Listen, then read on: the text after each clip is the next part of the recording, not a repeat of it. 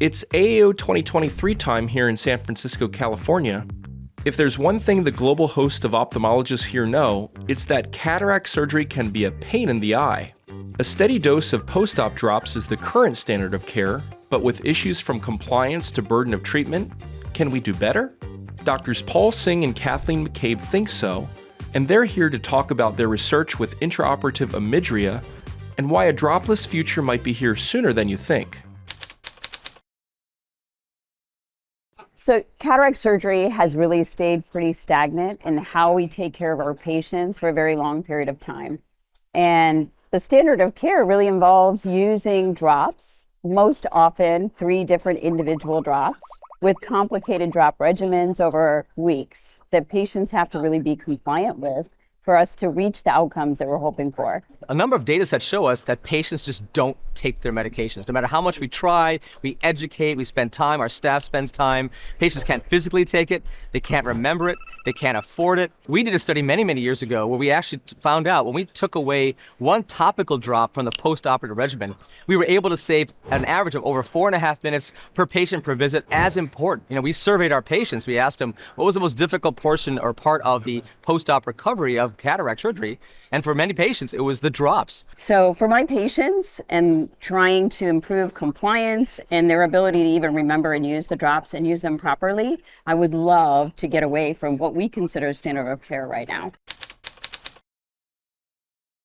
At the time of cataract surgery, if we can minimize inflammation, keep that blood aqueous barrier from getting disrupted as much as possible, I think we have a better chance of the post-op regimen being more simplified. So for me, Omidria is a core to my post-op dropless regimen as much as possible. Now, what is Omidria? It's ketorolac and phenylephrine at the time of surgery in the irrigation solution, right? And so having that FDA-approved product allows us to not only keep the pupil not just dilated and stabilized, but also keep that tone more stable. So if you have smaller pupils, etc., less potential for irritating the iris, which can induce more inflammation. But having the ketorolac on board at the time, constantly irrigating the anterior chamber, kind of also irrigating the iris, the ciliary body, all the tissues intraocularly, suppresses that inflammatory cascade, so that way you never have a significant rise that you have to then treat afterwards. I think Omidria really give people, especially cataract surgeons, the confidence that other treatments that we've done in the past that look at using simply a steroid and an antibiotic alone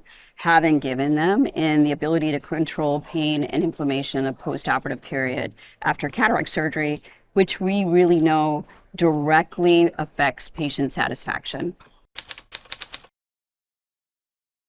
One of the Donnefeld studies was looking at Omidria with an intracannular insert of dexamethasone, which is basically Dextenza. Him and Dr. Hovhanessian did a study comparing standard of care, the 3 separate drops, NSAID, topical steroids, and antibiotics, versus this Omidria Dextenza combination. No topical drops afterwards as well, intracannular antibiotics as well.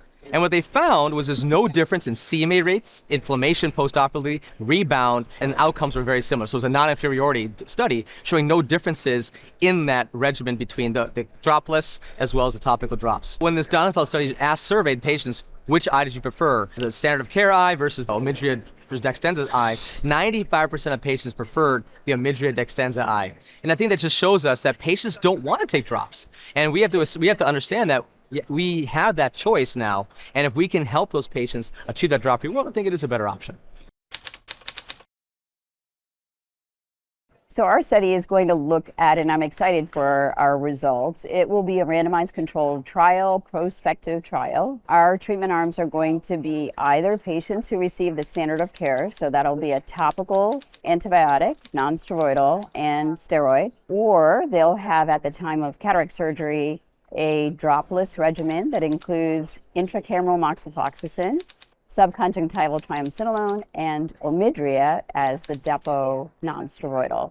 And by using standard of care as our comparator arm, we can directly compare what patients are experiencing and what surgeons are using with what we think will be a better patient experience and have the kind of efficacy that gives surgeons confidence. Omidria is the only medication that we have as a depot non-steroidal that will give us efficacy and help control inflammation in the postoperative period. And we know that already from previous studies. So I think it was the perfect candidate for us to use as far as trying to help our patients to be free of drops. Our entire shift pharmacologically is to take the burden and the responsibility away from the patient and put it in the hand of the surgeon. That is definitely where I am heading in the future with my patient care.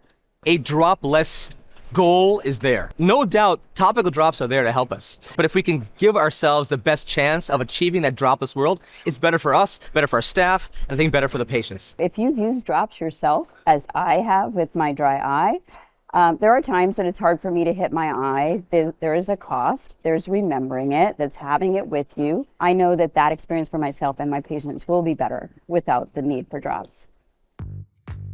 Top surgeons like Drs. Paul Singh and Kathleen McCabe have shown the potential of Omidria to free patients from the heavy burden eye drops can place on patients and clinicians. To learn more, head on over to their website or get in touch with a Rayner representative today.